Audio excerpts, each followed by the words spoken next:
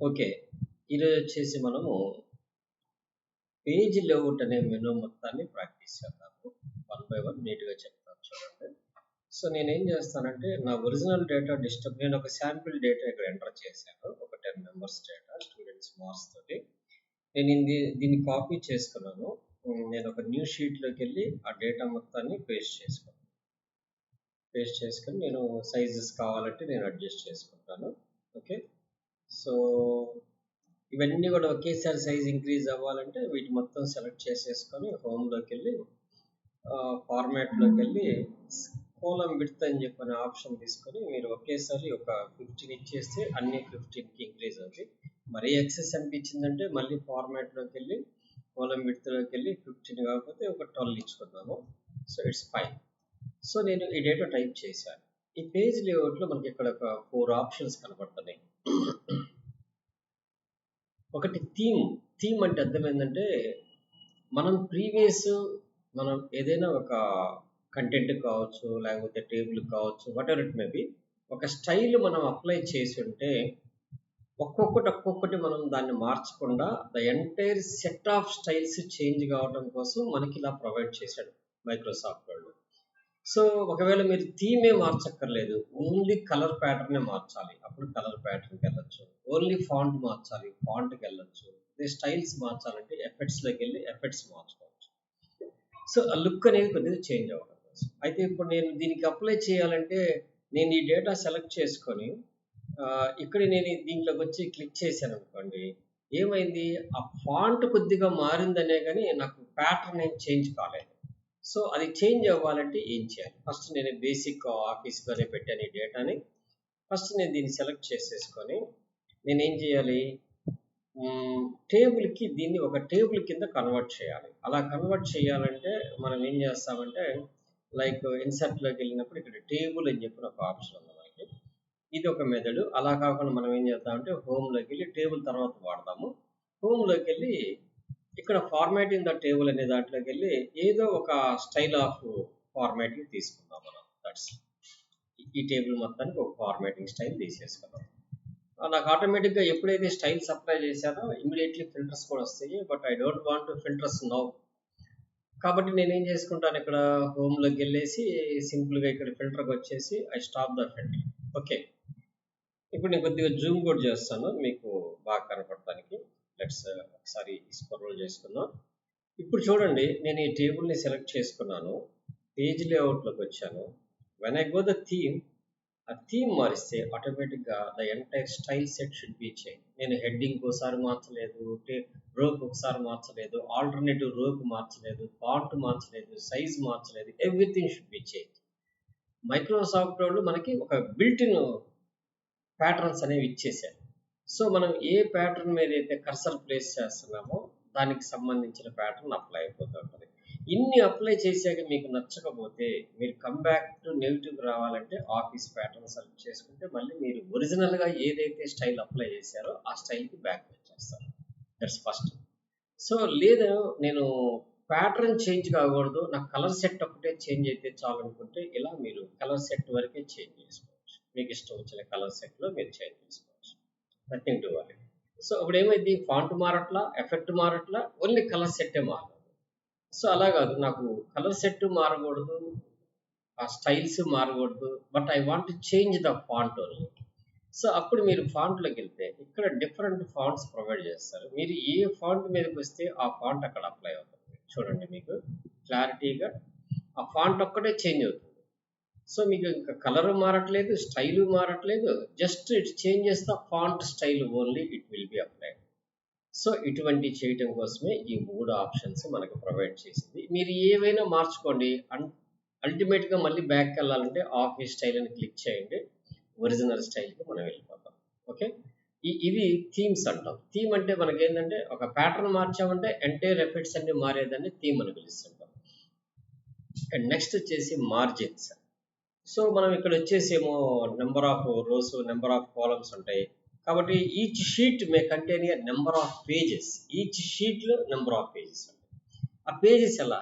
So for example మనం ఇప్పుడు ఇక్కడ ప్రింట్ ప్రివ్యూ అనే ఆప్షన్ మనం పెట్టుకొని ఉన్నాము. అంటే ఇది ఎట్లా పెట్టుకుంటాము, మనం ఇక్కడ క్విక్ యాక్సెస్ టూల్ బార్లో ఇది టిక్ పెట్టి ఉండటం వల్లే మనకి ఇక్కడ కనపడుతుంది. అది ఇన్ కేసు ఇది టిక్ లేకపోతే కనపడదు. మనం అక్కడ కనపడలేదు కదా అని వరీ అవ్వాల్సిన అవసరం లేదు. Let's come and print preview and print option enable చేసుకోవచ్చు. ఇప్పుడు నేను ఏమి క్లిక్ చేయట్లేదు, జస్ట్ ప్రింట్ ప్రివ్యూకి వెళ్తున్నాను. కొంత డేటానే పడుతుంది ఇక్కడ, మిగతాది ఎక్కడికి వెళ్తుంది, నెక్స్ట్ పేజ్కి వెళ్ళిపోతుంది ఆటోమేటిక్గా. సో అలా వెళ్ళకూడదు, నాకు సింగిల్ పేజ్లో ఫిట్ అవ్వాలి. How can it possible to that? So అప్పుడు ఏం చేయాలంటే కంటెంట్ని సెలెక్ట్ చేసుకోండి. ఇక్కడ ఆటోమేటిక్ అనే దాన్ని తీసేసి 1 పేజ్ విడ్త్ అని సెట్ చేయండి. ఆటోమేటిక్గా స్కేల్ ఎంత తీసుకుందో చూడండి, 74% జూమ్ లెస్ చేస్తే కానీ ఈ కంటెంట్ అంతా ఆ పేజ్లో పట్టదు అని చెప్పింది. జస్ట్ మీరు ప్రివ్యూకి వెళ్ళండి, the entire content should be print. మీకు కావాలంటే జూమ్ చేసి చూసుకోండి ఇక్కడ. సో జూమ్ చేసి చూస్తే మీకు సింగిల్ పేజ్లోనే మొత్తం పట్టింది, సింగిల్ పేజ్ ఈవెన్ పర్సంటేజ్తో సహా. అంటే మనం ఏం చేస్తున్నాము, కంటెంట్ని కంప్రెస్ చేసి పెట్టి తీసుకోవాలనుకుంటున్నాం. నాకు నెంబర్ ఆఫ్ పేజెస్ వేస్ట్, అట్లాంటప్పుడు మనం అలా చేసుకుంటాం. ఒకవేళ పేజ్ హైట్ కూడా 1 పేజ్లోనే ఫిట్ అవ్వాలని చూస్తే, మరి రోస్ ఎక్కువ ఉన్నా కానీ ఆటోమేటిక్ ఇంకా కంప్రెస్ చేసి చేస్తుంది అనమాట.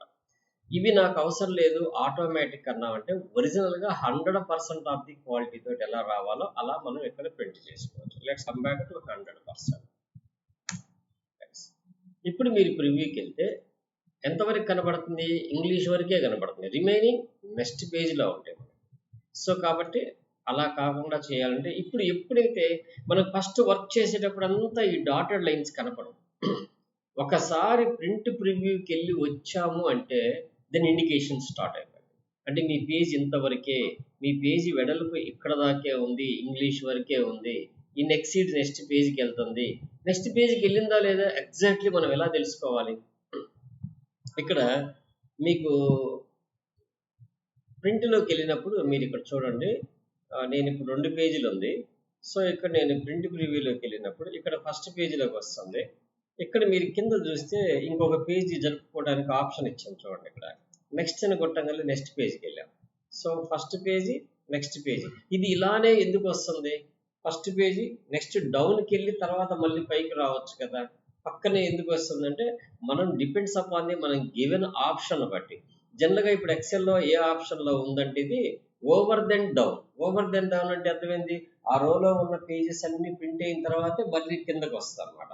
అలా కాకుండా ఓవర్ దెన్ డౌన్ కాకుండా డౌన్ తర్వాత మళ్ళీ పైకి రావాలంటే ఈ ప్రింట్ టైటిల్స్లో మనకి ఇక్కడ ఆప్షన్ ఉంటుంది, డౌన్ దెన్ ఓవర్. అంటే కింద మొత్తం అయిపోయాకే పైకి రావాలని.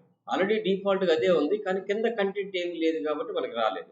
నేను ఎగ్జాంపుల్ కోసం ఏం చేస్తానంటే ఇదే డేటాని నేను కాపీ చేసుకుంటాను. అంటే మీకు ఎగ్జాక్ట్లీ అది రిజల్ట్ ఎలా వస్తుంది అనేది కూడా మనకు తెలియాలి. సో పేస్ట్ చేశాను. ఇప్పుడు దాకా పేస్ట్ చేయాలి నేను, కింద కూడా ఈ డాటెడ్ లైన్ వచ్చిన దాకా ఎక్కడితో పేజ్ అయిపోతుంది. నేను ఇక్కడ పేస్ట్ చేశాను, ఆ పేజ్ కూడా నిండింది. ఆ తర్వాత సమ్ మోర్ కూడా పేస్ట్ చేశాను. Okay, now we can go the print preview. First పేజ్లో ఎన్ని పెట్టింది, నెక్స్ట్ పేజ్లు ఇంకా ఉండే మనకి. ఇప్పుడు చూడండి, నెక్స్ట్ పేజ్కి వెళ్తే ఆ కనపడే మిగతావే వచ్చినాయి. మళ్ళీ నెక్స్ట్ పేజ్కి వెళ్తే అంటే డౌన్ అయిపోయింది, దెన్ మళ్ళీ పైకి వెళ్ళిపోయింది, రిమైనింగ్ పక్కన కనపడుతుంది, దాని కిందే మళ్ళీ కనపడుతుంది.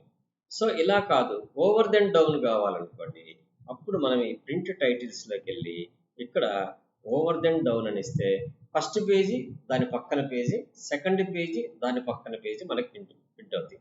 మనం ఇక్కడ ఓకే ఇచ్చి అక్కడికి వెళ్ళి ప్రివ్యూ చూడాల్సిన అవసరం లేదు. ఇక్కడే ప్రింట్ ప్రివ్యూ అనే ఆప్షన్ కూడా ఉంటుంది, ఇక్కడి నుంచి కూడా మనం చూసుకోవచ్చు.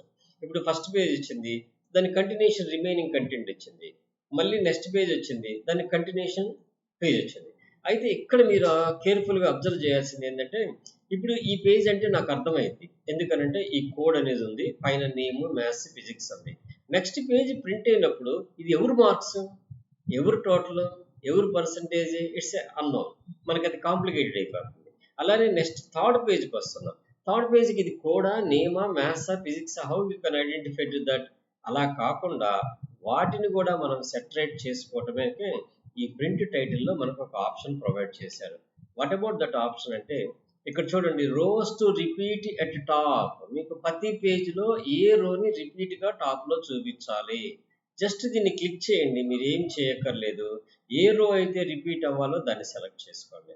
అలానే మళ్ళీ ఓపెన్ చేసుకోండి, columns to repeat at left. ప్రతి పేజీకి లెఫ్ట్ సైడ్ ఏది రావాలి కామన్గా, అప్పుడు దీన్ని తీసుకోండి. అతని కోడ్ నేమ్ నాకు 2 కావాలి ఎవ్రీ పేజ్లో. That's why I choose both. ఇప్పుడు ఇది మొత్తం అయిపోయిన తర్వాత నేను ప్రింట్ ప్రివ్యూకి వెళ్తే నాకు చూడండి ఎంత క్లారిటీగా ఫస్ట్ పేజ్లో పైన అన్ని కనపడ్డాయి. నేను నెక్స్ట్ పేజ్కి వెళ్ళా. నెక్స్ట్ పేజ్కి వెళ్ళినా నాకు పర్సన్ యొక్క కోడ్ కనపడుతుంది, హెడ్డింగ్ కనపడుతుంది, అతని నేమ్ కనపడుతుంది. అంటే నేను ఈజీగా ట్రేస్ చేయగలుగుతా. పేజీలు స్కిప్ అయినా కానీ ఇది ఫస్ట్ పర్సన్ది తెలుగు టోటల్ పర్సంటేజ్ అన్నీ వచ్చినాయి. నెక్స్ట్ పేజ్ వస్తుంది, వీళ్ళ కంటిన్యూషన్ డేటా కూడా మనకు వస్తుంది. సో ఇది మనం చేసుకోవడం అనేది మెయిన్ ఇంపార్టెంట్. సో ఇది ఒక్కటే కాదు, ఇంకా ప్రింట్ టైటిల్స్లో మనం ఇంకా సమ్మోర్ ఎలా అంటే, ఇప్పుడు ప్రింట్ టైటిల్స్కి వెళ్ళాము, ప్రింట్ ప్రివ్యూ చేసాం, బాగుంది. నాకు వీటికి గ్రిడ్ కూడా కావాలి. ఐ వాంట్ గ్రిడ్ కూడా కావాలంటే మనం ఏం చేయొచ్చు అంటే, ఇక్కడ ప్రింట్లో గ్రిడ్ లైన్స్ కూడా టిక్ పెట్టుకొని, హెడ్డింగ్స్ కూడా కావాలనుకోండి, ఒకవేళ ఏబిసిడీలు 1 2 3లు కూడా మనకు కనపడాలనుకోండి, అప్పుడు హెడ్డింగ్స్ కూడా ప్రింట్లో పెట్టుకొని, now we go the print titles and print preview. It shows the ABCD and 1 2 3. At the same time grid lines also should be display. ఓకే, ఇప్పుడు మనకు వద్దనుకున్నాం అనుకోండి, ఇవి 2 తీసేయచ్చు. యాజ్ వర్కింగ్ చేసేటప్పుడు కూడా నాకు అసలు వ్యూ వద్దు, హెడ్డింగ్స్ వద్దు అనుకున్నాను అనుకోండి, సో వర్క్ చేసేటప్పుడు కూడా రిమూవ్ చేసేసుకోవచ్చు. అప్పుడు ఓన్లీ వైట్ పేపర్ మీద మనం వర్క్ చేస్తున్నట్టు ఉంటుంది. కాకపోతే కొద్దిగా ఇబ్బందిగా ఉంటుంది కాబట్టి, సెల్స్ కనపడవు కాబట్టి వర్క్ చేసేటప్పుడు ఈ 2 ఆన్లో పెట్టుకుంటాము. ఓకే, సో ఇంకపోతే బ్యాక్గ్రౌండ్. ఈ స్క్రీన్కి మనం ఏదైనా ఒక బ్యాక్గ్రౌండ్ ఇమేజ్ ప్రొవైడ్ చేసుకోవాలనుకుంటే బ్యాక్గ్రౌండ్ అని పెట్టుకోండి. ఇక్కడ ఫ్రమ్ ఫైల్ తెస్తారా, బింగో నుంచి తెస్తారా, లేకపోతే వన్ డ్రైవ్ నుంచి తెస్తాడు. ఇది నేను బింగ్ ఇమేజ్ సెర్చ్ నుంచి తెద్దాం అనుకుంటున్నాను. సో ఎందుకంటే నెట్వర్క్ రిసోర్సెస్ ఏదైనా తెచ్చుకోవచ్చు. నేను ఇది ఒక బీచ్కి సంబంధించిన వాల్ పేపర్ ఒకటి తీసుకోవాలనుకుంటున్నాను. So I go with this and insert అని ప్రెస్ చేశాను. The entire page should be occupied. Entire page మీకు ఎక్కడికి వెళ్తున్నా కంటిన్యూగా రిపీటెడ్లీ అది ఆక్యుపై చేసి ఉంటుంది. కంటిన్యూగా రిపీటెడ్లీ ఎన్ని పేజీలకైనా బ్యాక్గ్రౌండ్ వస్తాయి. అయితే మనం ఇక్కడ టేబుల్కి ఒక కస్టమైజ్డ్ ఫార్మాట్స్ ఒకటి అప్లై చేసి ఉన్నాం కదా, దట్స్ వై ఇవన్నీ మనకు అప్లై కనబడుతుంది. ఇప్పుడు నాకు ఈ ఫార్మాట్స్ ఏమి, థీమ్స్ ఏమి అవసరం లేదనుకుంటున్నాను. దెన్ వీటిని సెలెక్ట్ చేసుకొని హోమ్లోకి వెళ్ళి ఫార్మాటింగ్ టేబుల్లోకి వచ్చి, ఫార్మాటింగ్ టేబుల్లో మీరు ఫస్ట్ ఏదైతే బేసిక్ టేబుల్ ఉంటుందో ఆ టేబుల్ ఏదైతే మీరు పైకి వెళ్ళిపోతే, sorry, so it's a basic table అంటే ఆ బేసిక్ టేబుల్ తీసుకోవచ్చు. అప్పుడు లైట్ వచ్చింది, అది కూడా కాదు, మనకి పూర్తిగా మారాలి. ఒక్క నిమిషం, ఇది ఏదో షఫల్ అవుతుంది. క్లియర్ టేబుల్ అనేది ఇక్కడ ఇవ్వలేదు. సో మనకు ఆప్షన్ ఉంది, మనం వరి అవ్వాల్సిన పని లేదు. ఆ టేబుల్ ఫార్మాట్నే చూసుకోవాల్సిన అవసరం లేదు. జస్ట్ ఇక్కడికి వచ్చేసి క్లియర్ ద ఫార్మాట్స్ అన్నామంటే all format should be clear. So ఇప్పుడు మనకి టెక్స్ట్ వరకు నేను బ్యాక్గ్రౌండ్ టెక్స్ట్ కలర్ నేను వైట్ పెట్టుకుంటాను, ఎందుకంటే ఇది బ్లూ ఉంది కాబట్టి నాకు వైట్లో కనపడటానికి బాగుంటుంది. సో దట్స్ ఇప్పుడు బ్యాక్గ్రౌండ్ స్క్రీన్ మీద మనం ప్రివ్యూలోకి వెళ్ళినా కానీ ఏమైంది, ఆ బ్యాక్గ్రౌండ్ కనపడిద్దా? కనపడదు. బ్యాక్గ్రౌండ్ అనేది ఎప్పుడు కూడా చూసుకోవడానికే కానీ విజిబిలిటీకి వాడము ఎక్సెల్ షీట్లో అంతే. సో బ్యాక్గ్రౌండ్ వాడితే బాగుండదు కాబట్టి, అందుకని ఇప్పుడు మనం ఏం చేద్దాము, ఈ టెక్స్ట్ డేటా ఏదైతే ఉందో ఈ డేటా మొత్తాన్ని మళ్ళీ సెలెక్ట్ చేసుకొని మనం టెక్స్ట్ యొక్క కలర్ని బ్లాక్ పెట్టుకొని, టెక్స్ట్ యొక్క కలర్ని ఏం పెడదాం, సో బ్లాక్ పెట్టుకుందాం, ఆటోమేటిక్ కలర్ అంటాం దాన్నే. దెన్ బ్యాక్గ్రౌండ్ మనకు వద్దనుకుంటే సింపుల్గా పేజ్ లేఅవుట్లోకి వెళ్ళి డిలీట్ ద బ్యాక్గ్రౌండ్ అంటే ఆటోమేటిక్ ఎగిరిపోయింది. బ్యాక్గ్రౌండ్ పెట్టుకోవచ్చు, తీసేసుకోవచ్చు. Okay fine. Next margins. ఇప్పుడు మీకు ఇక్కడ లైన్ డాటెడ్ లైన్ కనపడుతుంది, this is the page boundary. ఈ పేజ్కి బౌండరీ ఇది. కిందకి వెళ్తే మీకు ఇక్కడ బౌండరీ కనపడుతుంది, అక్కడ ఈ మధ్యలో బౌండరీ కనపడుతుంది. అంటే పేజ్ 1, పేజ్ 2, పేజ్ 3, పేజ్ 4. ఇది ఓవర్ దెన్ డౌన్ అయితే, డౌన్ దెన్ ఓవర్ అనుకోండి, page 1, page 2, page 3, page 4. That is the model. ఇప్పుడు నేను మార్జిన్స్లోకి వెళ్ళి I want to wide margins, పేజ్కి మార్జిన్స్ ఎక్కువ రావాలి, కంటెంట్ తక్కువ పడాలి. ఎప్పుడైతే ఇది సెలెక్ట్ చేసేసుకున్నానో ఇమ్మీడియట్లీ మీకు పేజ్ చిన్నది అయిపోయింది, ఇంగ్లీష్ దగ్గరికి వచ్చేసింది. అదే మార్జిన్స్ నేను నారో మార్జిన్స్ పెట్టా, ఇమ్మీడియట్లీ తెలుగు దాకా వెళ్ళిపోయింది. అంటే అర్థమైంది, మార్జిన్స్ తగ్గినప్పుడు కంటెంట్ ఎక్కువ పడుతుంది, మార్జిన్స్ పెరిగినప్పుడు కంటెంట్ తగ్గిపోతుంది. ఇప్పుడు మనం ప్రివ్యూకి వెళ్దాం. ఇక్కడ చూడండి తెలుగు దాకా ప్రింట్ అవుతుంది. నేను బ్యాక్ వచ్చాను, వైడ్ మార్జిన్స్ పెట్టుకుంటున్నాను. సో ఇప్పుడు ప్రివ్యూకి వెళ్తున్నాను, దెన్ ఇక్కడ ఇంగ్లీష్ వరకే మనకు ప్రింట్ అవుతుంది. సో బేస్డ్ ఆన్ ద మార్జిన్స్ని బట్టి జనరల్గా మనం వాడే మార్జిన్స్ ఎప్పుడు కూడా నార్మల్ వాడుతుంటాము.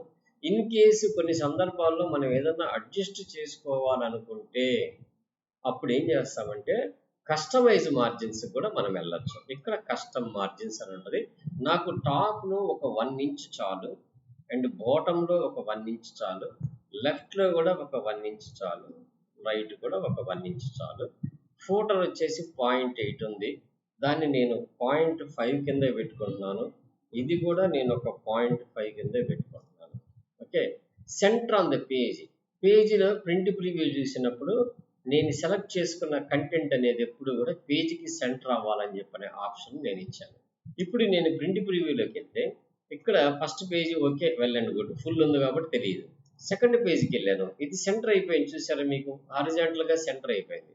థర్డ్ పేజ్కి వెళ్ళాను, ఇది కూడా చూడండి వర్టికల్గా కూడా సెంటర్ అయింది, ఎందుకని ఇది నిలువు లేదు, నెంబర్ ఆఫ్ లేవు కాబట్టి it horizontally and vertically both should be centred. And fourth page కూడా అంతే. సో అందుకని మనం ఏంటంటే జనరల్గా ఈ ఆప్షన్ అనేది వాడటం అనేది వెరీ రేర్. ఏది ఈ కస్టమ్ మార్జిన్స్లో మనం ఈ సెంటర్ అనేది వెరీ రేర్గా వాడుతుంటాం. జనరల్గా ఎప్పుడు వాడుతుంటాం అంటే ఫర్ ఎగ్జాంపుల్ ఇది ఒక పే స్లిప్ జనరేట్ చేశాం, ఒక చిన్న ట్యాబ్లెట్ ఫామ్ చేసి ఎంప్లాయీ డీటెయిల్స్, పేమెంట్ డీటెయిల్స్ ఇచ్చాం. ఇది నాకు పేజీలో టాప్ వస్తే కింద పేజ్ అంతా వేస్ట్ అయినట్టుగా ఉంటుంది. అట్లాంటప్పుడు లెటర్ హెడ్ మీద నాకు అది సెంటర్లో రావాలంటే అప్పుడు హారిజాంటల్ సెంటర్, వర్టికల్ సెంటర్ అని చెప్పి పెట్టి ప్రింట్ తీసుకోవచ్చు. కంటెంట్ ఎక్కువగా ఉన్నప్పుడు, మల్టిపుల్ పేజెస్ ఉన్నప్పుడు ఎప్పుడూ కూడా దీన్ని వాడం. ఒక సింగిల్ పేజ్ కోసం అయితే ఆ కంటెంట్ సెంటర్ అలైన్ అవడం కోసం దీన్ని వాడతాం అనమాట. సో ఓకే, ఇది మనకు ఆప్షన్స్. సో కస్టమైజ్ చేసుకోవచ్చు, మనకు కావాల్సినవి సెలెక్ట్ చేసుకోవచ్చు. ఇక్కడ పోతే ఓరియంటేషన్ మనకి ఇప్పుడు తెలుగు దాకా వచ్చింది, నేను నార్మల్లోకి వెళ్ళిపోతున్నాను, అప్పుడు ఇంగ్లీష్ దాకే వచ్చింది. నాకు ఓరియంటేషన్ అంటే ఫస్ట్ వచ్చేసి పోర్ట్రేట్ అండ్ ల్యాండ్స్కేప్ అంటాం. పోర్ట్రేట్ అంటే నిలువుగా వస్తే, ల్యాండ్స్కేప్ అనేది అడ్డంగా అయిపోయింది కాబట్టి మనకి ఎక్కడ దాకా వచ్చేసింది స్పేస్, నిలువులో సమ్ రికార్డ్సే పడతాయి మనకి. ఇప్పుడు ఒకసారి ప్రివ్యూకి వెళ్తే పేజ్ వెడల్పుగా వస్తుంది, every content should be adjusted అనమాట.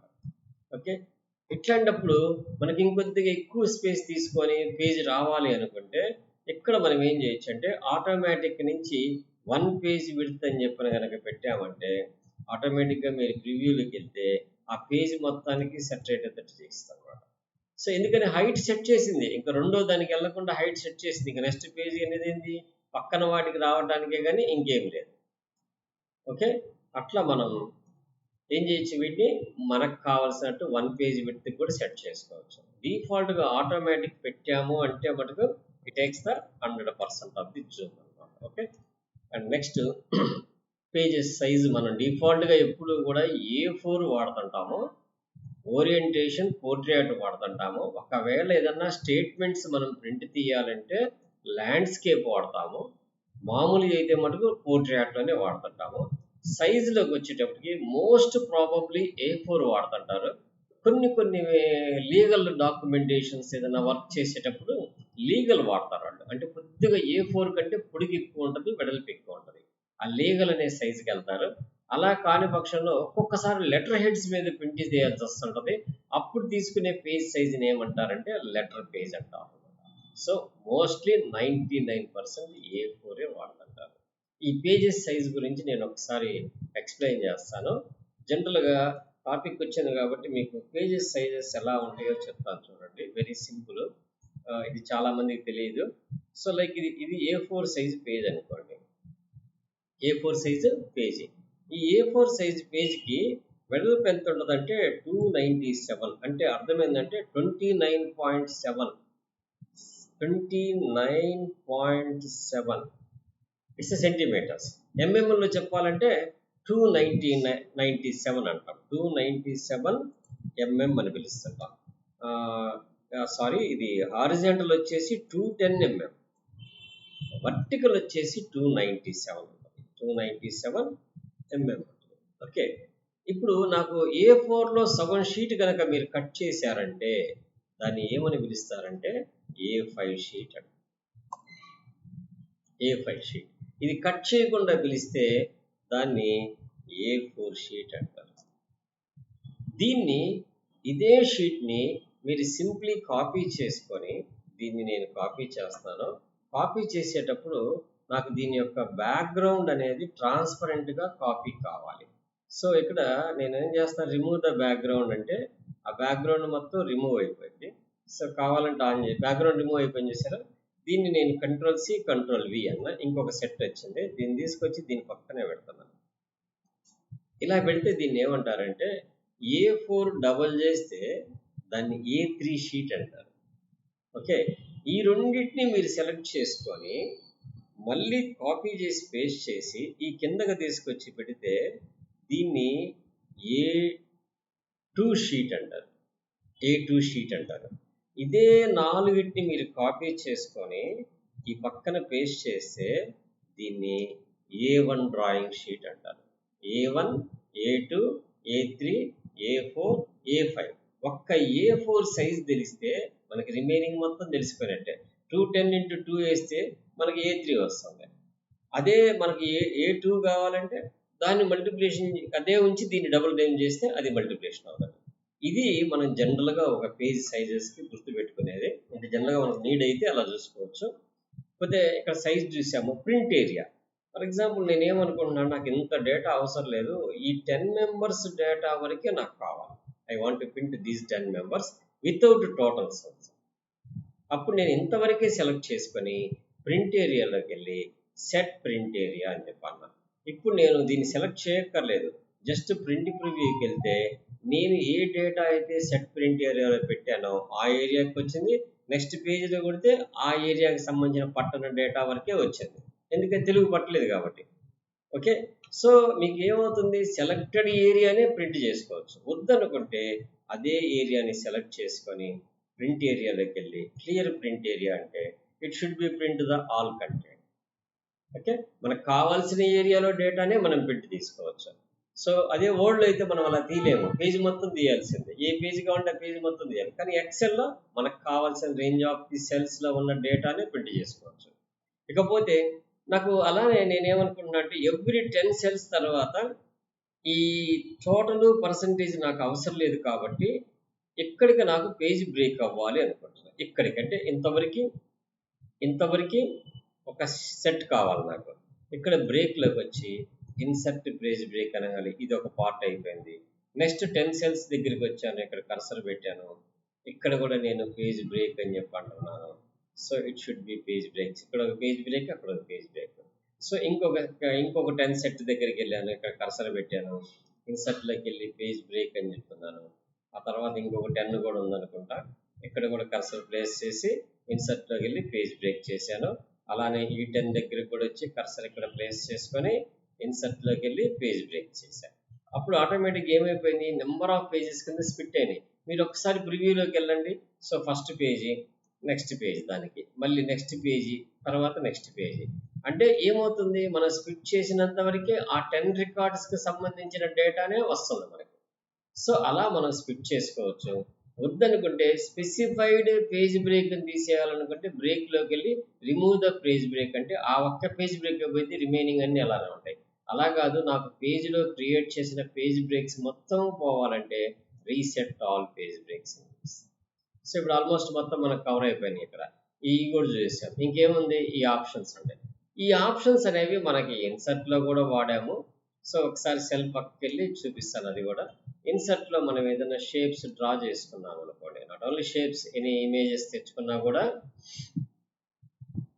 మనం ఎనీ ఇమేజెస్ తెచ్చుకున్నా కూడా అలానే చేయొచ్చు. So I can draw some arrow తీసుకున్నాను. సో యారోని నేను రొటేట్ చేయాలి. సో యారోని రొటేట్ చేయాలంటే మనకి రొటేట్ యాంగిల్ కావాలి. సో రొటేట్ చేయాలంటే ఇక్కడ రొటేట్లోకి వచ్చి నేను ఒక 45 లేదు, నాకు కస్టమైజ్డ్గా కావాలి. I want more options. And I give the scale, fit, ఇక్కడ హైట్ ఇచ్చారు, రొటేషన్, ఇక్కడ రొటేషన్ వచ్చింది మనకి. ఇక్కడ జస్ట్ ఫాంట్ అడ్డం వస్తుంది, పక్కగా పెడతాను. I go with 45 degrees of the angle. Then దాన్ని తెచ్చుకొని మనకు కావాల్సినట్టు మనం ప్లేస్ చేసుకోవచ్చు.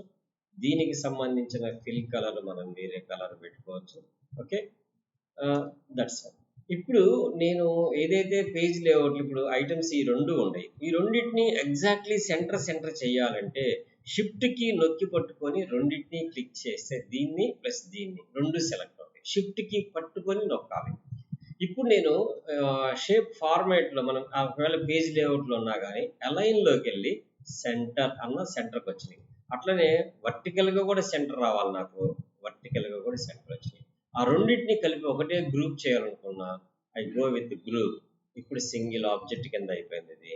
ఈ ఆబ్జెక్ట్ నేను అన్గ్రూప్ చేయాలనుకున్నా అన్గ్రూప్ చేసుకోవచ్చు, మళ్ళీ దాన్ని గ్రూప్ చేయాలంటే రీగ్రూప్ చేసుకోవచ్చు, దాన్ని మనం ఎటు కావాలంటే అటు రొటేట్ చేసుకోవచ్చు, ఫ్లిప్ చేసుకోవచ్చు, రొటేట్ చేసుకోవచ్చు. ఓకే, ఫ్లిప్ చేస్తే ఏమైందంటే యారో అటు నుంచి ఇటుకి ఇటు నుంచి అటుకి వచ్చింది. రొటేట్ చేస్తే మటుకు ఎంటైర్ ఆబ్జెక్ట్ మొత్తం రొటేట్ అవుతుంది అనమాట. సో మనకి ఎలా కావాలంటే అలా మార్చుకోవచ్చు. ఇప్పుడు నేను దీన్ని గ్రూప్లోకి వెళ్ళి అన్గ్రూప్ చేసేసిన తర్వాత దీనికంటే కూడా టాప్ ప్రయారిటీలో నేను ఇంకొక షేప్ కూడా పెట్టాను అనుకోండి. ఫర్ ఎగ్జాంపుల్ ఏదో ఈ షేప్ ఒకటి డ్రా చేశాను. ఇప్పుడు ఈ షేపు ఒక స్టెప్పే వెనక్కి వెళ్ళాలంటే మనం ఇక్కడ వాడేదాన్ని ఏమంటామంటే సెండ్ బ్యాక్ వర్డ్ అంటాం. అంటే ఒక స్టెప్పే బ్యాక్ వెళ్ళేది. అలా కాదు, ఈ యారో కంప్లీట్గా వెనక్కి వెళ్ళిపోవాలి. సెండ్ టు బ్యాక్ అంటే కంప్లీట్గా బ్యాక్ వెళ్ళిపో. అది ఒక్క స్టెప్పే ముందుకు రావాలంటే బ్రింగ్ ఫార్వర్డ్ అంటాం. ఒక్క స్టెప్పే ముందుకు వస్తుంది. ఈ రెడ్ కంప్లీట్గా ముందుకు రావాలంటే బ్రింగ్ టు ఫ్రంట్ అంటే కంప్లీట్గా ముందుకు వస్తుంది. సెండ్ టు బ్యాక్ అంటే కంప్లీట్గా బ్యాక్ వెళ్తుంది. సో ఇవన్నీ సెలక్షన్స్ యొక్క ప్యాన్ మనకి ఇక్కడ డిస్ప్లే కావాలంటే ఈ సెలక్షన్ ప్యాన్ ఆన్ చేసుకోవచ్చు. మనం ఏది క్లిక్ చేసినా మొత్తం కలిపి ఒక గ్రూప్లో ఉన్నప్పుడు సపరేట్గా ఈ ఆబ్జెక్ట్ సపరేట్ అవుతుంది, ఈ ఆబ్జెక్ట్ సపరేట్ అవుతుంది. ఇవన్నీ ఆఫ్ చేసుకోవాలంటే హైడ్ ఆల్ అంటే ఆబ్జెక్ట్స్ అన్ని ఆగిపోతాయి, షో ఆల్ అంటే మొత్తం ఆన్ అవుతాయి. ఇది మనకు వర్డ్లో ఉంది, ఎక్సెల్లో ఉంది, అన్నిట్లో ఉంది. సో ఓకే, సో ఇవి వాడేది మనం వాటి కోసం వాడతాం. సో టోటల్గా మనకి ఈ పేజ్ లేఅవుట్ అనే మెనూ కంప్లీట్ అయిపోయింది. రేపు ఏం చేద్దామంటే ఫార్ములా లాస్ట్లో చూద్దాం. మనం ఎప్పుడు కూడా డేటా అనేది ప్లే చేద్దాం. రేపు డేటా ప్లే చేస్తే డేటా చాలా ఇంపార్టెంట్. ఈ డేటాలో ఉన్న ఆప్షన్స్ అన్నీ చెప్తాను. మనం డిఫరెంట్ ఫార్మాట్స్ నుంచి డేటాని గెట్ చేసుకోవచ్చు. అయితే పాసిబుల్ ఉన్నంత వరకు నేను చూపిస్తాను మీకు తెలిసినా తెలియకపోయినా పాసిబుల్ ఉన్నంత వరకు డిఫరెంట్ డేటాస్ నుంచి ఎలా ఇంపోర్ట్ చేసుకోవచ్చు అని.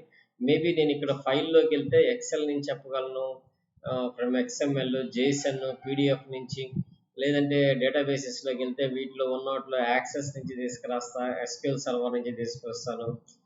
నా సిస్టంలో ఇప్పుడు ఆర్కిల్ లేదు, మైఎస్క్యూఎల్ ఉంది, మైఎస్క్యూఎల్ నుంచి కూడా తీసుకురాగలను. అంటే మ్యాక్సిమం పాసిబిలిటీస్ నా సిస్టంలో ఏమైతే ఉన్నాయో వాటి నుంచి ఇంపోర్ట్ చేయడం. ఇక్కడ ఎందుకు ఇన్ని ఇచ్చాడు కదా, ఇన్ని మనకు తెలియాలని కాదు, depends upon the need off to time. ఆ టైంలో మనకి ఏది అవసరం అయిందో ఆ రిసోర్సెస్ నుంచి డేటాను తీసుకొచ్చుకొని ఎక్సెల్లో ఎలా పెట్టుకుంటాం అనే దానికే ఈ get data from out of the source అనమాట. సో వీటి గురించి ఇవన్నీ నెక్స్ట్ క్లాస్లో మనం చూద్దాం. ఓకే, సో పేజ్ లేఅవుట్ వరకు ప్రాక్టీస్ చేయండి.